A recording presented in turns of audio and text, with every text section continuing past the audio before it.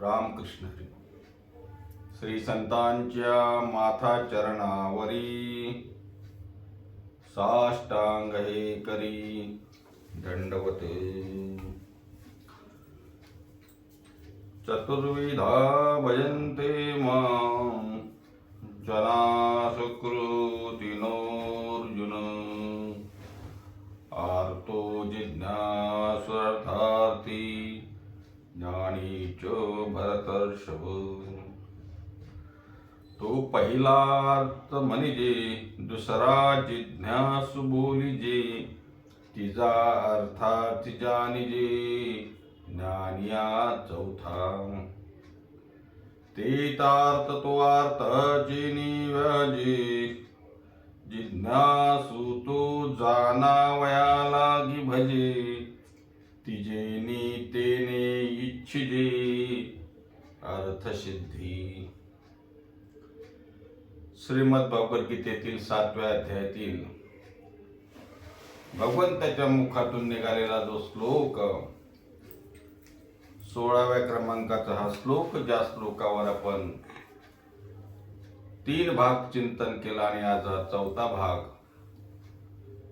त्या अनुषंगानं माऊली ज्ञानोबारायांच्या ग्रंथराज ज्ञानेश्वरीतील ज्या ओव्या आल्या आहेत त्याचाही आपण सोबत विचार करतो आहोत.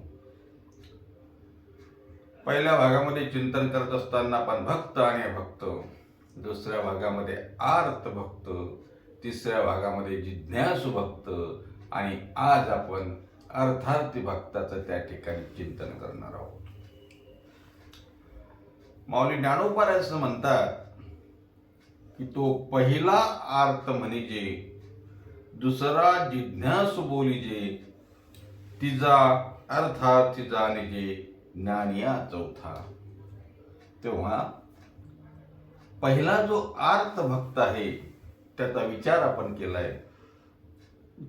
दुसरा जिज्ञासू भक्त आहे त्याचाही विचार आपण केला आणि आज आपल्याला जो विचार करायचा आहे तो अर्थार्थी भक्ताचा विचार करायचा आहे. आता आर्त आणि जिज्ञासूवर मी आज बोलणार नाही कारण आपण त्यावर विस्ताराने चिंतन केलं आहे. आजच्या भागामध्ये आपण भगवान श्रीकृष्णाने जे अर्जुनाला सांगितलं, अर्जुना 4 प्रकारचे भक्त आहे, त्यातला आज जो आपण भक्त बघणार, 2 भक्तांचं आपण चिंतन केलं. आज आपण अर्थात या भक्ताचं चिंतन करणार आहोत. त्या रूपानं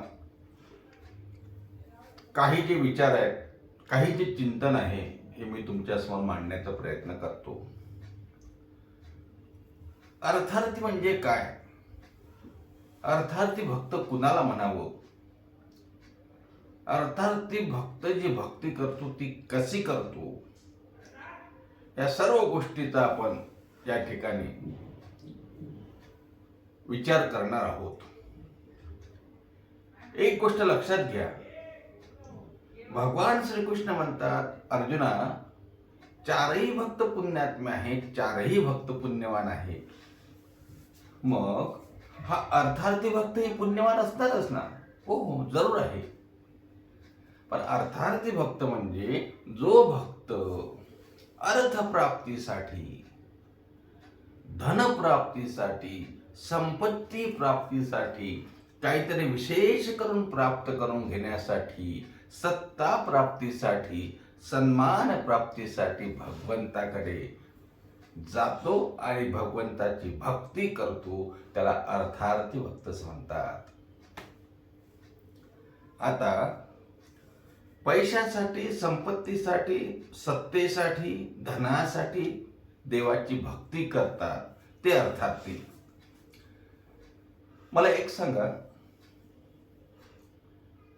माणसाजवळ पैसा असणं, माणसाजवळ धन असणं, माणसाने पैसा कमावणं हे काय अयोग्य आहे का? नाही ना. असं जर असतं तर बरं, माणसाने ऐश्वर्य संपन्न असणं, माणसाने त्या ठिकाणी धनवान असणं हे चुकीचं नाही ना. संसारामध्ये धनवान माणसाने असणं काही चुकीचं नाही. परमार्थामध्ये सुद्धा आपण धनवान माणसं बघतो ना. दूर कशाला, आमचे पैठण निवासी शांती ब्रह्म एकनाथ महाराज हे सर्वात ऐश्वर्य संपन्न संत म्हणून वारकरी संप्रदायातले मोठे संत होऊन गेले. पण उपाधी काय? शांती ब्रह्म. सर्वात श्रीमंत, सर्वात ऐश्वर्य संपन्न असे संत श्री एकनाथ महाराज. तेव्हा पैसा असणं, धन असणं, धनवान असणं, संपत्ती असणं हे चुकीचं नाही, किंवा त्याच्या प्राप्तीसाठी प्रयत्न करणं हेही चुकीचं नाही. पण धन आणि पैसा प्राप्त कुठल्या मार्गाने करावं या बाबतीत मात्र संत महात्मे काही आचारसंहिता आपल्याजवळ ठेवतात. मी हे का बोलतो आहे? माझा बोलण्याचा त्या ठिकाणी अर्थ काय आहे? कारण मी अर्थार्थी भक्ताचं लक्षण त्या ठिकाणी सांगतो आहे. अर्थार्थी हा शब्द या श्लोकामध्ये आल्यामुळं मी अर्थ या शब्दाने त्या ठिकाणी काही गोष्टी सांगतोय. तुकोबरा एका अभंगातून अर्थप्राप्ती करावी, धनप्राप्ती करावी, पैसा कमवावा, पण त्याची आचारसंहिता तुम्हा मला सांगतात. जोडूनिया धन उत्तम व्यवहारे, जोडूनिया धन उत्तम व्यवहारे, उदास विचारे वेच करी, उदास विचारे वेच करी, उदास विचारे वेच करी, जोडूनिया धन उत्तम व्यवहारे. धन मिळवा, पैसा मिळवा, पण तो उत्तम व्यवहारानं मिळवा. एखाद्याला चांगली नोकरी आहे, चांगलं शिक्षण आहे, त्याला 2 लाख पगार मिळतो, 3 लाख पगार मिळतो, वाईट नाही त्यात काही. त्याला जो काही मोबदला मिळतो, जो काही त्याला सॅलरी मिळते, जे काही पगार मिळतो, तो 2 लाख असू द्या, 4 लाख असू द्या, किती काही जास्त असू द्या, ते चुकीचं आहे असं नाही. पण ज्या वेळेस एवढं मिळून सुद्धा तो आपल्या अधिकाराचा वापर करून जनसामान्यांना लुटण्याचा प्रयत्न करतो, आपल्याशी संबंधित, कामाशी संबंधित असलेल्या लोकांना त्रास देऊन त्यांच्याकडून पैसा उकळण्याचा प्रयत्न करतो ना, थोडक्यात काय, टेबला खालून पाकिट, एवढा पगार असून सुद्धा टेबला खालून पाकिट घेण्यासाठी दबाव आणतो, दडपण आणतो, ते जोडून या धन उत्तम व्यवहार या आचारसंहितेत बसत नाही. जोडून या धन उत्तम व्यवहारे, उत्तम व्यवहारानं धन मिळालं असेल तर त्यात कुठेही चुकीचं नाही. मी विस्ताराने यासाठी सांगतोय की भगवान अर्थार्थी भक्ताचं लक्षण या ठिकाणी सांगतात, किंवा अर्थार्थी हा शब्द आल्यामुळं मी अर्थप्राप्तीसाठी भगवंताकडे कोणतरी याचना करते आहे, भगवंताची भक्ती करते आहे, तेव्हा अर्थप्राप्ती हे चुकीचं आहे काय, हा एक विचार आपल्या मनात येऊ शकतो. म्हणून हे सर्व या ठिकाणी मांडण्याचा प्रपंच आहे. एक सांगू तुम्हाला, अहो जे शुकाचार्य वैराग्यवान, जे वैराग्यमूर्ती, नवे वैराग्य ज्यांचं नाव आहे असंही म्हटलं तरी चालेल, असे शुकाचार्य. पण शुकाचार्यालाही उपदेश कोणी करावा? राजा जनक. ज्या राजा जनकाला विदेही जनक असं म्हटल्या जाते. आता मला सांगा, एखादा राजा हा फुक्कड असू शकतो का? गरीब असू शकतो का? मग गरीब असला तर तो राजा कसला? मग जनकाचं एवढं ऐश्वर्य, एवढं मोठं राज्य, पण एवढं मोठं राज्य असून सुद्धा जनक जर विदेही आहे, नवे शुकाचार्याला जर ते उपदेश करू शकतात, म्हणजे या ऐश्वर्याचा, या राज्यपदाचा, या धनाचा त्यांच्यावर काही परिणाम झालाय का? बिलकुल नाही. अलिप्त कमळ जळी जैसे, सत्यवान करी संसार सकळ, अलिप्त कमळ जळी जैसे. अशा प्रकारे ते संसारात आहेत, ते राज्य करत आहेत, दिसायला तुमच्या आमच्यासारखे आहेत, धन खूप आहे, मान खूप आहे, सन्मान खूप आहे, सत्ता आहे, संपदा आहे, सर्व आहे, पण त्याची लालसा नाही, त्याची आसक्ती नाही, त्याचा उपयोग जर पारमार्थिक गोष्टीसाठी करत असतील तर कुठेही त्यात वावगं नाही. मी विस्ताराने हे अर्थार्थ या शब्दावर आपल्याला यायचं आहे म्हणून हा विचार मांडलाय. या श्लोकामधून भगवान म्हणतात अर्थार्थी सुद्धा एक माझा भक्त आहे. तेव्हा अर्थार्थी भक्त म्हणजे अर्थप्राप्तीसाठी, सत्ता प्राप्तीसाठी, सन्मान प्राप्तीसाठी, मान प्राप्तीसाठी भगवंताची भक्ती करणारा तो अर्थार्थी. थोडक्यात पैसा, धन, मान, अर्थप्राप्तीसाठी भक्ती म्हणजे अर्थार्थी. आता एक दोन उदाहरण सांगतो. ध्रुव बाळाचं उदाहरण या ठिकाणी आपण घेतलं पाहिजे अर्थार्थी भक्ताच्या निमित्ताने. राजा उत्तानपाद आणि त्याच्या दोन पत्नी, एक सुरुची आणि एक सुनीती. सुनीतीचा मुलगा ध्रुव आणि सुरुचीचा मुलगा उत्तम. सुरुची ही आता ते नक्कीच सुरुची म्हटलं ती राजाला आवडणारी, सुनीती म्हटलं ती न आवडणारी. आता जास्त विस्ताराने मला कथा सांगायची नाही, मी थोडक्यात आपल्या श्लोकाच्या अनुषंगाने जेवढं घ्यायचं तेवढं सांगतो. एकदा राजसिंहासनावर त्या ठिकाणी राजा उत्तानपाद बसलेला आणि त्याची राणी धाकटी राणी सुरुची ही सुद्धा सिंहासनावर बसलेली होती आणि एका मांडीवर उत्तम हा सुरुचीचा मुलगा बसला. ध्रुव हा सुद्धा उत्तानपादाचा मुलगा आहे, पण तो सुनीतीपासून झालेला आहे. ध्रुवालाही असं वाटलं आपणही आपल्या वडिलांच्या मांडीवर जाऊन बसावं, म्हणून ध्रुव पुढे गेले. वडिलांनीही त्याला हात दिला, पण सुरुचीने मात्र त्याला तिथे बसू दिलं नाही. त्याला हाकलून लावल्यासारखं केलं, अपमानित केलं आणि म्हटलं, अरे अभाग्या, तुला जर या राजसिंहासनावर बसायचं असेल ना तर माझ्या गोदमध्ये तुला जन्म घ्यायला पाहिजे होता, माझ्या पोटी तू जन्माला यायला पाहिजे, तू तेवढं तुझं भाग्य नाही. असं बोलल्यानंतर त्याला काढून दिलं. तो रडत रडत आपल्या आईकडे गेला. आई सुनीती आहे. एक गोष्ट सांगू का, यातला मार्मिक विचार जर बघायचा झाला तर उत्तानपाद हा जीव, सुरुची आणि सुनीती ह्या ज्या पत्नी आहेत ना, एक बघा, रुची आणि नीती. माणसाला रुची आवडत असते, नीती आवडत नाही. सुरुची आवडते, सुनीती आवडत नाही. म्हणून सुनीती नावडती आहे आणि सुरुची ही आवडती आहे. सुरुचीने भेद दाखवला, ध्रुवाला बाजूला केलं, पण सुनीतीने त्या अपमानाबाबतीत सुद्धा नीती आपली अप्लाय केली आणि ध्रुवाला सांगितलं, ध्रुवा, आईने, सावत्राईने सांगितलं ते खरं आहे रे, आपण अभागीच आहोत. जोपर्यंत आपण परमात्म्याजवळ जात नाही ना तोपर्यंत कितीही ऐश्वर संपन्न असू दे, राजपट जरी असू दे, तरी काय कामाचा.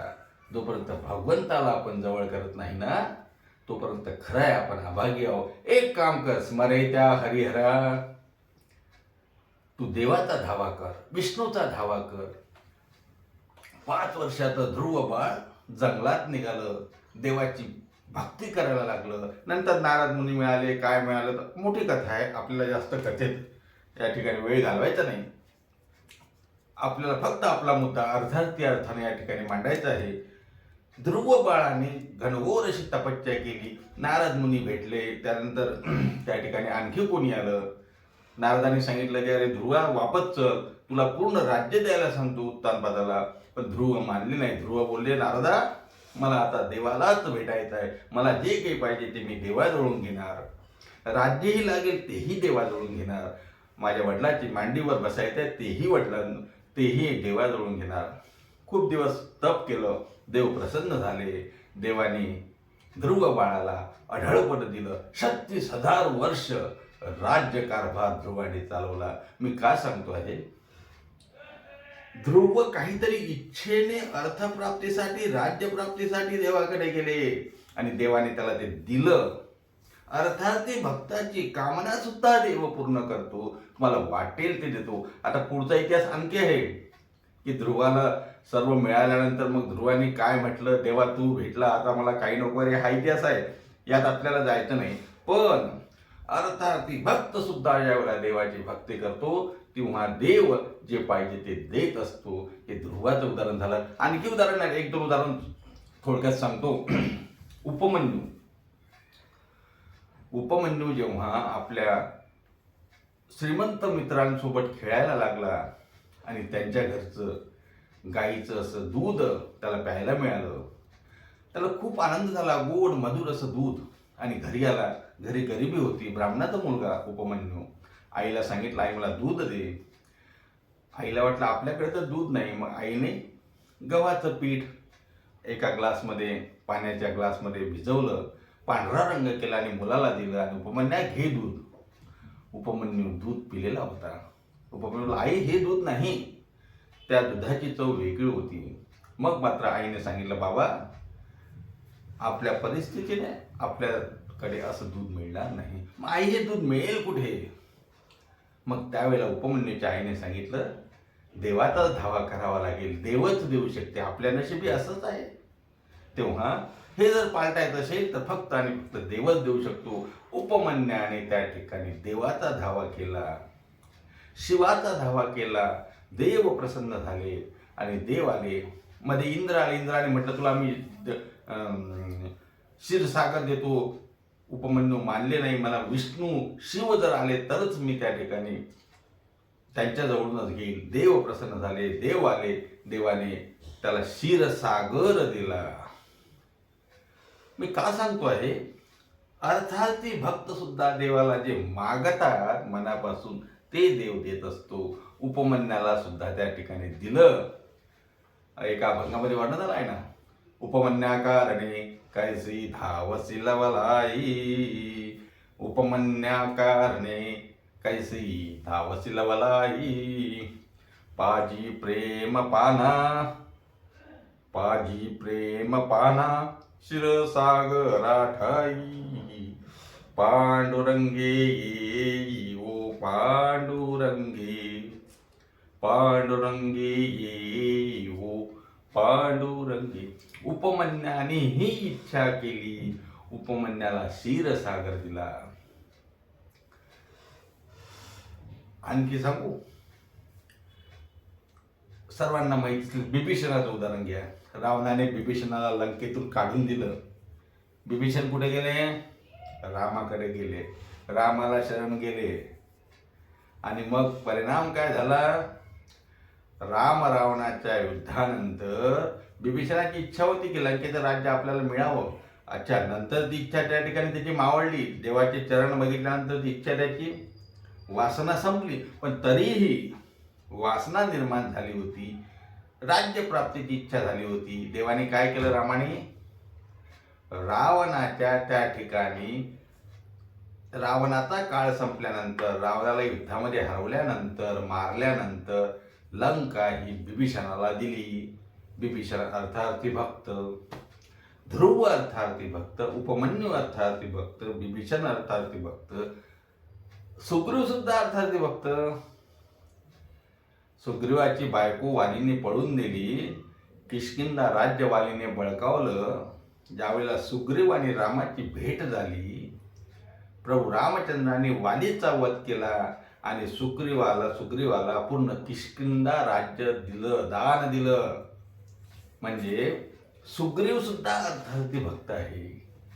विस्ताराने या 4-5 गोष्टी सांगण्याचा मागचा हेतूच आहे की भगवान जे 4 प्रकारचे भक्त सांगतात त्यातला 3रा प्रकारचा भक्त हा अर्थार्थी भक्त. हा पैशासाठी, धनासाठी, राज्यासाठी, सुख सोयींसाठी देवाकडे जातो, देवाची भक्ती करतो. देव सुद्धा त्याला ते देत असतो. आता हा भक्त निम्न श्रेणीतला आहे की उत्तम श्रेणीतला आहे याचा आपण विचार करणार आहोत. 4ही प्रकारच्या भक्तांचा विचार आपल्याला करायचा आहे. तेव्हा थोडं त्यातला काय भेद आहे किंवा काय साम्य आहे याचाही आपण विचार करणार आहोत. पण एक गोष्ट मात्र नक्की की भगवंताला शरण जाताय ना, ज्या ती भगवंताकडे मागताय त्या ते भगवंताला तुम्ही मानताय. आणि मग भगवंताला जर मानताय, भगवंत आहे असा जर तुमचा विश्वास आहे, तर मग नक्कीच तो भगवंत आपली इच्छा पूर्ण करत असतो. आणि एकदा का अशी इच्छा पूर्ण झाली तर आपोआपच देवाजवळ गेल्यानंतर आपल्या इच्छाही त्या ठिकाणी नंतर निर्माणच होणार नाही, वासना सुद्धा निर्माण होणार नाही, वासनेचाही क्षय होईल. पण काही का असेना, कुठल्या का माध्यमातून होईना, देवासमोर आपण जातो आहे. अर्थप्राप्तीच्या उद्देशाने का होईना, विभीषण गेला, ध्रुव गेला, त्या ठिकाणी उपमन्यू गेला, सुग्रीव गेला, पण सर्वांचाच त्या ठिकाणी देवाने उद्धार पण केला. हेही त्या ठिकाणी आपण बघितलं पाहिजे. आज तिसऱ्या भक्ताचं लक्षण, तिसऱ्या भक्ताचा विचार आपण आजच्या दिवशी इथे केला आहे. आज आपण या श्लोकावरचं चिंतन तिसऱ्या भक्तावर इथेच थांबवू आणि चौथा जो ज्ञानी भक्त आहे, जो सर्वात श्रेष्ठ आणि उत्तम जो ज्ञानी भक्त, त्याचंही आपल्याला चिंतन करायचं आहे. ते उद्याच्या भागात करू. तोपर्यंत सर्वांना रामकृष्ण हरी. पुंडलिक वरद विठ्ठल श्री ज्ञानदेव तुकाराम, दत्तात्रय जनार्दन श्री एकनाथ, माऊली ज्ञानेश्वर महाराज की